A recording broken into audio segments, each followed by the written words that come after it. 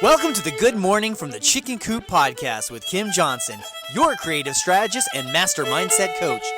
Filled with inspiration, distinctions, perspectives, and possibilities, we help you to cultivate a mindset that leads you to create the best version of yourself you could ever imagine. Join Kim every morning from one of her favorite happy places, her chicken coop, along with all her chickens.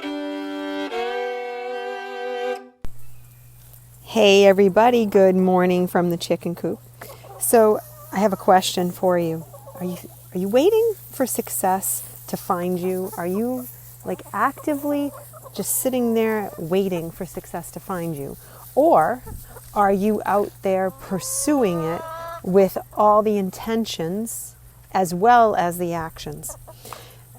The difference in these two things is incredibly important, because if you are just waiting for something to find you and you're not living in a state of acceptance of it, meaning that you have to do things in order to make stuff happen. We have to. We cannot just sit around and blindly ignore the fact that we need to be actively pursuing it, because that is part of the consistent message of manifesting. Some years ago there was many books have come out about manifesting, but some years ago there was a book that came out and was pretty clear that everybody walked away thinking they could just sit in a room and think about something and it would happen. And the confusion behind that was it's all back to emotion. Everything comes down to emotion that's tied to it. And if you are incredibly focused with your emotion in a consistent direction, you always get that. Doesn't matter what you're thinking about, doesn't matter how you're visualizing yourself. If your underlying emotion is going in a certain direction, then that's where you're going to end up. And that also got a lot of people to become, in my opinion, lazy, because they thought, I don't have to really do too much. I don't have to do the work, and I can just move on and wait for it to happen, wait for it to show up. But this is a puzzle that we have to actually work at. You cannot get, and I know you've heard me say this before if you're a regular listener, you cannot get the outcome without the effort.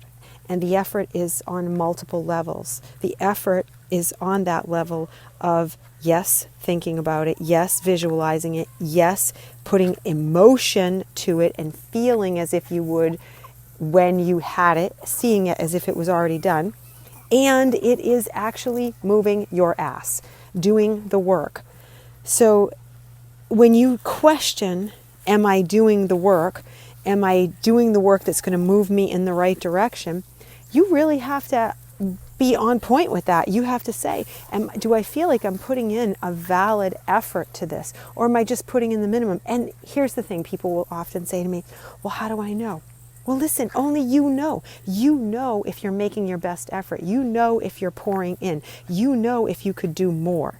When I was a kid, I really, really struggled with certain things about going to school and having the relationships that I did with people when I was younger, because as much as people think I'm an extrovert, I'm really much more of an ambivert, where I go to that introvert side.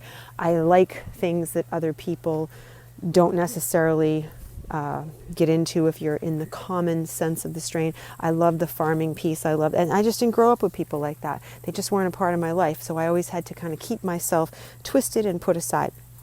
And there was one thing that I really did like, and I liked school, the learning aspect of school. I hated the going to school and having to interact and be different and all of that. I did not like that at all. However, I did love the learning aspect. I always had good grades. I always worked my butt off with it. But it came easy. And this is the point of the story. I would actually sit when I was in 3rd, 4th grade, and I would say to my father, he'd say, how was your day? And I would say, it was good. I did well. And I would take out my papers and I would show him. And he would say, was it hard? And I would say, no. And I always felt like I could have pushed myself more, but there was never an expectation from somebody other than him. And he would say, well, if you're getting A's, you're doing the good work. But the truth was, the work could have been harder. And I didn't know how to articulate that. I didn't know how to share that with him because I was young. When I got older, and I got into high school, I didn't care about that anymore. I didn't care if the work came easy. I mean, everything except math came very easy. But I didn't care about that because I just wanted to get out of school so I could go do what I wanted to do. I didn't want to be in this framework of what school was because it felt completely wrong. It even at that age, it felt completely wrong. Oh, take art classes. No, I don't want to draw what someone else tells me I have to draw. I want to draw what I want to draw. I want to be independent. Now that has obviously its benefits and it has its downfalls, and no one could ever help me manage that. So this is why we're having this conversation today. So I can help you manage these things, because you really have to look at yourself and you have to say, am I in a position where I am seeking this success? Am I waiting for it to happen? Am I just like dwelling in this place of constant anticipation, or am I actually doing the work? Because I will tell you, if you're actually doing the work along with this, it's magical, because now that's what I do. I do the work now. And do I push myself? Yeah. And do I spend time working my butt off with my clients? Yes. And am I always learning and getting new things into my head? Yes. Because if you're not growing, you're dying. And that's something that I think is incredibly important at this point in time for us to all recognize.